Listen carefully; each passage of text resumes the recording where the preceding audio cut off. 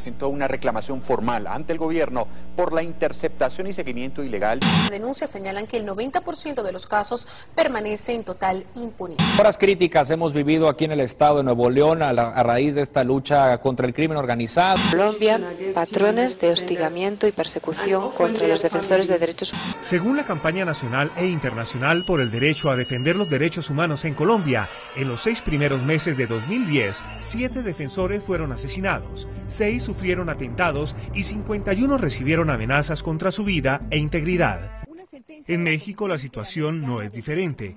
En el último cuatrienio han sido asesinados 8 defensores y 34 periodistas. 8 comunicadores más se encuentran desaparecidos. Las zonas más peligrosas para defensores y periodistas son Tamaulipas, Coahuila, Sinaloa, Guerrero y Chiapas. Ante esta situación, Consejería en Proyectos ha iniciado acciones de intercambio de mecanismos de protección de defensores de derechos humanos de estos países para fortalecer sus estrategias en esta materia. PCS es una organización internacional no gubernamental de acompañamiento e incidencia.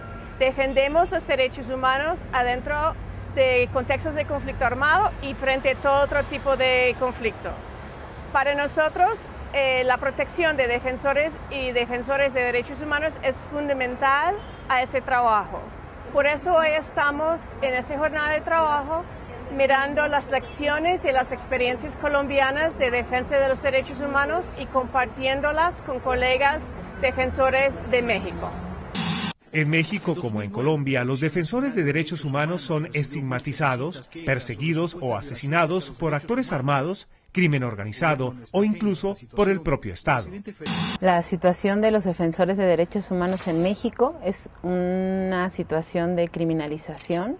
Al emitir 4 recomendaciones por violaciones graves de derechos fundamentales de la población civil por parte de militares, es una situación de hostigamiento constante y de invisibilización, dado que el contexto de violencia que se está viviendo en México hace que se minimicen o se maquillen las situaciones de riesgo a las que están expuestos. La Comisión Nacional de Derechos Humanos demandó al gobierno federal el retiro gradual del ejército de la lucha contra la delincuencia. Y cuando logran posicionar los temas o la persecución que están viviendo, son vistos como enemigos del Estado. Eso es por parte del Estado. En México hay 4 grandes carteles de la droga. Por parte de la delincuencia organizada, ha sido muy claro que no quieren que los defensores de los derechos humanos se metan dentro de su territorio. Se convirtieron este miércoles por la noche en una zona de guerra. Y amenazan a personas que están, supongamos, en casas de migrantes o en pequeños centros de derechos humanos, amenazan si hacen algunas acciones contra ellos, ¿no? Entre 1990 y 1995, 25 defensores fueron asesinados. Bueno, en nuestra situación de defensores de derechos humanos en Colombia hemos tenido que atravesar cuestiones muy complicadas. Una de ellas es la estigmatización, la generación desde el gobierno de una imagen pública de que nosotros somos delincuentes, que somos parte del terrorismo, de la guerrilla. Los traficantes de derechos humanos que se deberían de una vez por todas quitar su careta.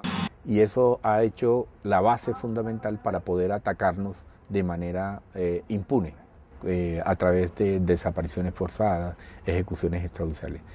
Aparecer con sus ideas políticas y dejar esa cobardía de esconder sus ideas políticas detrás de los derechos humanos. Lo que ha hecho el gobierno es crear un ambiente negativo en contra nuestra. Las mujeres defensoras sufrimos los mismos ataques y amenazas y hostigamientos por la labor de defensa que los hombres. Entraron a mi apartamento 2 hombres armados. Pero hay 3 asuntos que en particular afectan diferenciadamente a las mujeres de los que hemos detectado. El primero, la violencia sexual, un crimen muy grave contra las mujeres y con mucha impunidad. El segundo, los ataques y la utilización de las amenazas a los hijos e hijas como mecanismo de agresión contra las defensoras. Y las estigmatizaciones basadas en el cuestionamiento de los roles que adquieren las mujeres por fuera del hogar, cuestionando la legitimidad de su labor y tratando de estigmatizar el que hayan abandonado sus labores del hogar. Visibilizar su situación Hacer incidencia a nivel local e internacional, construir redes e incluso blindar sus oficinas son algunas medidas que han tenido que adoptar los defensores para proteger sus vidas y desarrollar su trabajo. Para nosotros, quienes defienden los derechos humanos y los promueven en Colombia, son prácticamente héroes. Como defensores de derechos humanos, el primer paso ha sido levantar nuestro perfil. Arriesgándolo todo, y especialmente la vida, se exponen a examinar, a documentar abusos de todo tipo. Mirar la protección desde la perspectiva de las mujeres es, pues, en primer lugar, visibilizar que hay unos efectos diferenciados frente a las mujeres, es mirar qué es lo que necesitan las mujeres, cuáles son sus necesidades en materia de protección y ponerlo, pues, digamos, en la agenda de las organizaciones que trabajan el tema y visibilizarlo ante las autoridades. Me dijeron que tenía 48 horas para que me fuera de Barranca Bermeja, que el cuento se me había acabado y que en efecto si no lo hacía mi familia iba a pagar las consecuencias. Y por ello hemos trabajado mucho ante la opinión pública, ante los medios de comunicación, para que nuestras denuncias no se queden en el ostracismo, sino que sean verdaderamente conocidas. Pasamos a Colombia, donde el año pasado fueron asesinados 32 defensores de derechos humanos. Es importante denunciar para poder presionar para que el Estado investigue los hechos, dé cuenta de los autores y los sancione. Luego de que nosotros salimos fueron a preguntarnos personas que son reconocidos paramilitares. Y digamos para dejar también, pues, la memoria histórica de lo que está sucediendo. Las estrategias de protección que estamos utilizando son a través del fortalecimiento del trabajo en red con otras organizaciones, de acompañamiento y también de visibilización de cuando existe una amenaza o una situación de riesgo a través de acciones urgentes que se comparten primero dentro de las organizaciones que trabajamos el mismo tema de derechos humanos y si esto se complica, sacarlo ya a la luz pública. Las estrategias de protección para los defensores de los derechos humanos es un tema reciente, sobre todo porque yo estoy en una zona media de violencia. El Comité de Derechos Humanos de Tabasco, CODUTAB, consideran que la pobreza y la falta de educación hacen presa fácil a los menores para ser reclutados por las células criminales. En México podríamos decir que hay 3 zonas de violencia fuerte, una muy alta, una intermedia. En la intermedia solo personas que tengan como una fuerte ataque hacia la delincuencia organizada, ahí encuentran el peligro. Entonces, las estrategias que nosotros hemos tomado es evitar la delincuencia organizada. Es decir, nosotros tenemos albergues y en ese sentido hemos pedido que, bueno, se atienda igual a cualquier persona, ser muy delicados para no entrar en conflicto, pero también hemos pedido medidas cautelares, hemos informado al Senado de la República de lo que está pasando y ha habido puntos de acuerdo. También hemos tomado toda una serie de disciplina personal, como por ejemplo cambiar nuestro estilo de vida. Pues aprender a hacer seguimiento del registro de incidentes, es muy importante eso, hacer un registro de las cosas sospechosas o extrañas que suceden, que se puede analizar periódicamente. Nos ha llevado, por ejemplo, a tener cuidado con nuestras comunicaciones, ya sean celulares, internet, tener también pendiente el cuidado con la familia, la vivienda, nuestras propias oficinas que nos ha tocado muchas de ellas blindarlas. También le hemos tenido que aceptar al Estado mecanismos y métodos de protección como carros blindados, escoltas. A veces las medidas de reubicación temporal, cuando la situación es muy grave y deben salir de la zona donde están. Hemos tratado de evitar el exilio a través de crear programas de protección de nosotros mismos con recursos de la cooperación internacional que nos permite mover a los compañeros de manera temporal de una región a otra del país para evitar que tengan que irse del país. También hemos utilizado mecanismos como llevarlos un rato al exterior y volverlos después que se ha calmado la situación como mecanismos para disuadir a los atacantes o a los que quieren hacerle daño. Ya institucionalmente, pues todo el cuidado de los medios impresos, de las computadoras, hemos reforzado no salir solos, sino siempre ir en pareja, ¿verdad?, a las comunidades. También de vinculación y de trabajo con organismos internacionales, con organizaciones de derechos humanos en otros países y del estudio y del aprendizaje de las experiencias tanto de México en los diferentes contextos como de organizaciones que trabajan en otros países y en contextos similares o que han pasado por esas situaciones como sería el contexto en Colombia. Vamos en un debate que nos permite mantenernos juntos.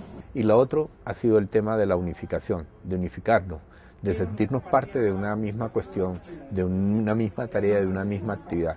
Eso ha permitido que desde nuestros discursos no favorezcamos de ninguna manera un ataque contra defensores de derechos humanos y nos autoprotejamos entre todos y todas. Ante este panorama, es importante que la sociedad tome conciencia de la importancia del trabajo de los defensores de derechos humanos y la comprensión de que la democracia solo se fortalecerá con plena vigencia de los derechos humanos, la superación de los conflictos, la erradicación de la impunidad, la justicia social y la organización de las víctimas. Miré con gran disimulo cuando me vi en el plato, caramba, faltaba la cabeza de mi sábalo.